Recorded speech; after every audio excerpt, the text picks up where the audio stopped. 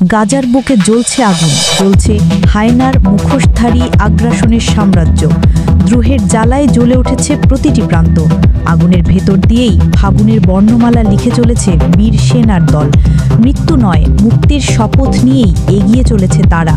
হাতের রক্ত শেষ হলেও পিছু হটার নাম নেই তাদের অভিযানে। ভয়, বুলেট, বোমা আর হুমকির দেয়াল পেরিয়ে গর্জে উঠেছে কাসামের যোদ্ধারা। গাজার দক্ষিণাঞ্চলের খান ইউনিস শহরের প্রান্তে ঘটে গেছে এক ভয়াবহ বিস্ফোরণ। আল কাসাম ব্রিগেড জানায় তাদের যোদ্ধারা অত্যন্ত পরিকল্পিতভাবে ইসরায়েলি সেনাবাহিনীর একটি সামরিক বহরকে লক্ষ্য করে বিস্ফোরক হামলা চালায়। ঘটনাস্থল ছিল আল বাতিন আল সামিন খান ইউনিসের দক্ষিণ প্রান্তের একটি এলাকা। হামলার আগেই 3টি শক্তিশালী বোমা মাটির নিচে পুঁতে রাখা হয়। ঠিক সেই মুহূর্তে যখন ইসরায়েলি সামরিক বহর পথ পার হচ্ছিল, সমন্বিতভাবে বিস্ফোরণ ঘটানো হয়। মুহূর্তেই কেঁপে ওঠে চারপাশ। আগুনে পুড়ে যায় 2টি সাজোয়া যান এবং একটি ট্রুপ ক্যারিয়ার।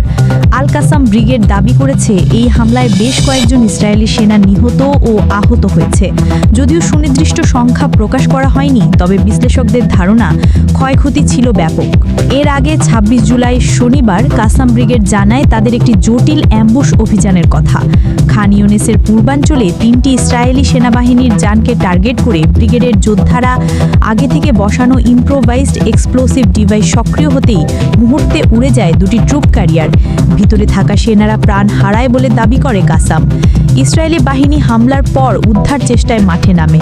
একটি এক্সকাভেটর দিয়ে পুড়ে যাওয়া যানগুলো মাটি চাপা দেওয়ার চেষ্টা করা হয়, কিন্তু নিরাপত্তার সংকট বাড়তে থাকায় হেলিকপ্টার পাঠিয়ে আহতদের সরিয়ে নিতে হয়। কিন্তু এই যুদ্ধ কেবল গোলাগুলির মধ্যে সীমাবদ্ধ নয়, এর তীব্র প্রভাব পড়ছে ইসরায়েলি সেনাদের মানসিক স্বাস্থ্যে। ইসরায়েলি সংবাদ মাধ্যম ইহুদি আহরণ জানায় 2023 সালের 7 অক্টোবর থেকে এখন পর্যন্ত 18,500 সেনা আহত হয়েছে। এদের মধ্যে অনেকেই শারীরিক জখমের পাশাপাশি ভুগছেন মারাত্মক মানসিক ট্রমায়।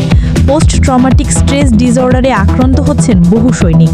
কেউ সামরিক জীবন থেকে অবসর নিচ্ছেন, আবার কেউ সমাজ থেকে নিজেকে গুটিয়ে নিচ্ছেন নিঃশব্দে। ধারণা করা হচ্ছে 2028 সালের মধ্যে এই সংখ্যা 1 লাখ ছাড়িয়ে যেতে পারে এবং এর অর্ধেকই হবে মানসিকভাবে বিপর্যস্ত।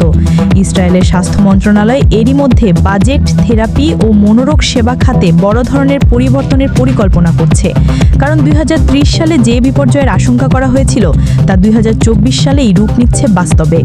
খান ইউনিসে এই সাম্প্রতিক হামলা প্রমাণ করে গাজার যুদ্ধ প্রতিনিয়ত পাল্টাচ্ছে রূপ। ইসরায়েল যতই শক্তিধর হোক না কেন, কাসামের গেরিলা কৌশল, বিস্ফোরক জাল আর অদৃশ্য ছায়ার যোদ্ধারা তাদের প্রতিরক্ষা ব্যবস্থাকে টেনে নামিয়ে দিচ্ছে ভূমিতে। এই যুদ্ধ শুধু বন্দুকের নয়, এটি মনস্তত্ত্বের, সমাজের, অর্থনীতির আর ভবিষ্যতের নির্মাণে রক্তে লেখা বাস্তবতার এক নির্মম দলিল। সুমাইয়া জান্নাত, জিএম টেলিভিশন। চোখ রাখুন জিএম টেলিভিশনের ফেসবুক পেজ ও ইউটিউব চ্যানেলে। সত্যের সন্ধানে সবার আগে জিএম টেলিভিশনের সাথেই থাকুন।